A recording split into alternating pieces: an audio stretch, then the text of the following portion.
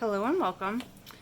So I was going through Pinterest and I saw this card idea I really liked, and so I clicked on it, and the person who made the card was very nice to share how they made it. But I was like, wow, that was a lot of work, and I was like, not too interested.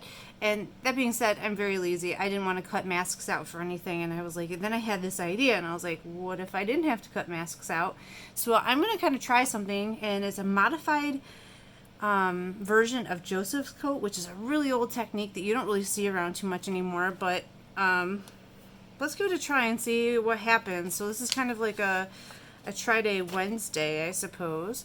So I have my Misty here, and we're gonna stamp some flowers or blossoms onto a white panel.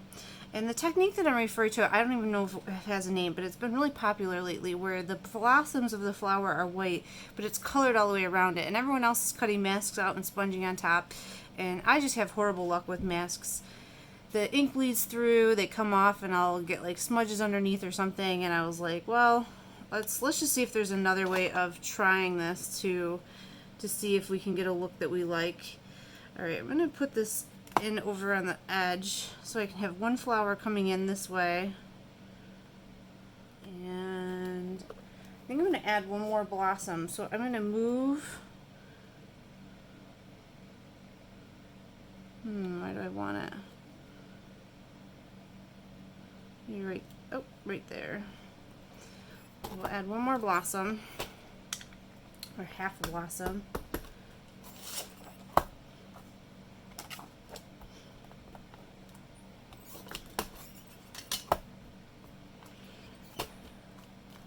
So now I'll take this, and I'm going to use clear embossing powder, and I'm not even sure, this is from Hobby Lobby, so it's just, you know, regular, nothing fancy, clear embossing powder. And I'm getting a couple little black fingerprints on my card, but I don't think it's going to matter. I think those will come off with a sand eraser. Just make sure I got this coated nice and well. And off camera, I'm going to heat emboss this. Alright, now that we have that heat embossed, again, I still have a couple little black smudges. I'm not going to worry about those right now. I'm just kind of keeping my fingers crossed that they will come off with a sand eraser. Now I'm reaching for the stems, and I'm going to heat emboss them as well. And they fit perfectly inside this little notch at the base of the blossom. Stamp set was really well designed.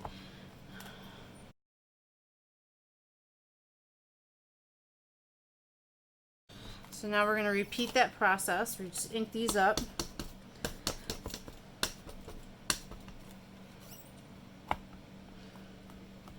And I'm just stamping them twice to make sure they're nice. And, well, and I missed a spot there. Nice and wet and completely black, because that black is what's going to provide the contrast against our colorful backgrounds. So we want those to be in a good spot. Alright, so I am going to use this stem.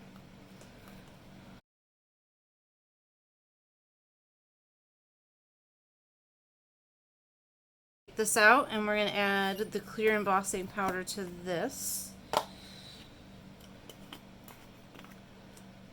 You're probably wondering, what in the world is she doing? Thanks for hanging in there. Trust. This was, I thought, really cool solution to masking. I guess if you hate embossing, it's not, but. Alright, so I'll heat set this. Alright, so here's where things are going to change up a little bit. So what I've done is I've taken the two like blob stamps, and I'll show you them here on the index sheet. They are these giant, like, what you would normally use to stamp your most, you know, lightest color when you're doing a layering stamp. I picked both of those up and put those on top of our blossoms.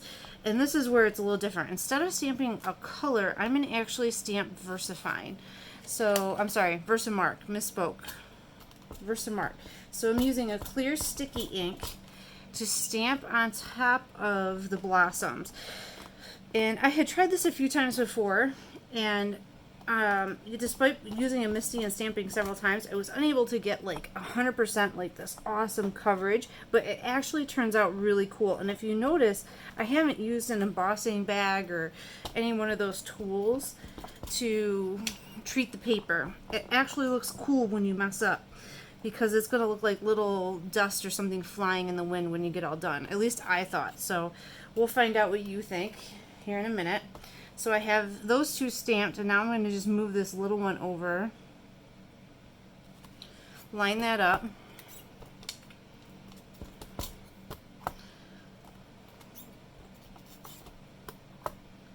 Stamp a few times on this. And I'm doing this because I want to make sure I have a good coating, so I hold a good layer of powder. Alright, so now we are all done with the Misty, so we can set that aside.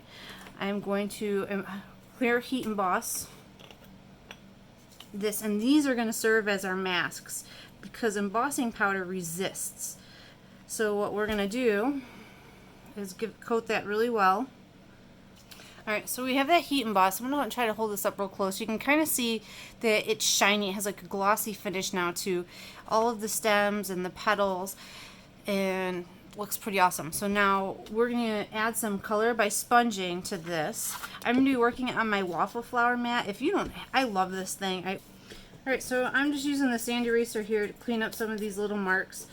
They might not clean up perfectly, but I think they'll be okay. So one of the hard parts about working with VersaFine, I feel like because it doesn't dry very quickly, it's very easy to get on your fingers. But I love the way the black looks. So we're looking pretty good at the moment. So now what we're going to do is I'm going to use worn lipstick, and I'm just going to pick some of this up with my brush and start sponging or brushing. So I'm going to do about, I don't know, a little over a third. But just notice how the flower is staying this nice white. So this is going to look really cool up against this colored background. So now we're going to switch to another color. I'm just going to take my brush and wipe it on my towel. And switch to Spice Marmalade.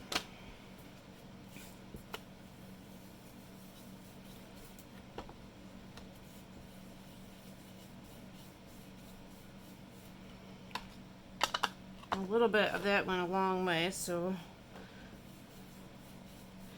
And I use my brushes for lots of things, but one of the colors I have a dedicated brush for is my yellow.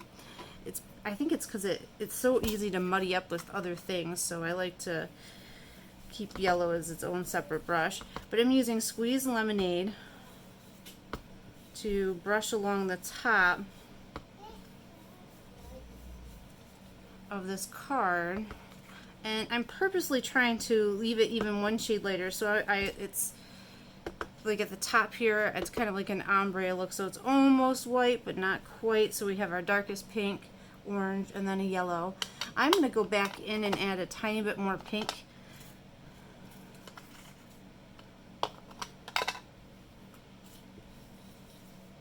Especially in this area to kind of add more of a transition. What do you think?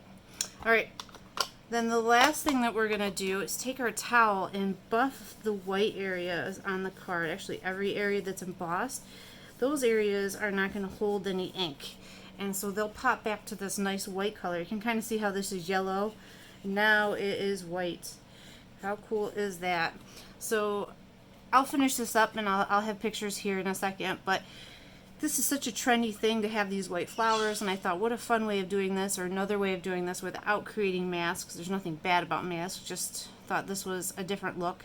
I like how there's a little bit of like spotted color in the flower, just kind of adds a little detail to it. I also like the stray little pieces of embossing dust that's on the card. It looks a little bit like I don't know, like something's blowing in the wind.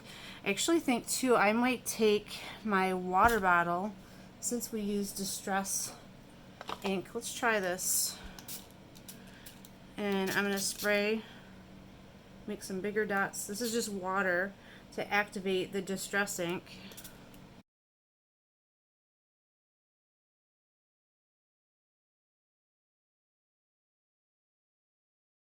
Cool. And as this dries, those spots will get lighter as well. So let me finish this up and then I'll give it some pictures and you can see what the finished card looks like. This technique, as you saw, is really, really forgiving. There's lots of these little white splatters that came from the embossing powder.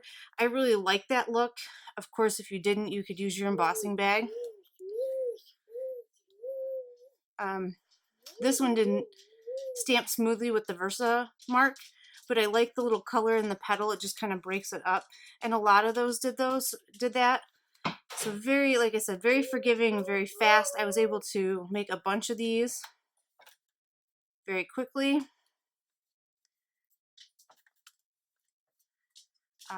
If you enjoyed this or learned something, please leave me a comment. That really helps me stay motivated to make videos like this. If you really liked it, subscribe. I'm going to try to do more videos like this. I actually have another one in my head already, so I'd like to get that out. It's just a different way of approaching something. There you go. So thank you for hanging in there with me for this. I hope you will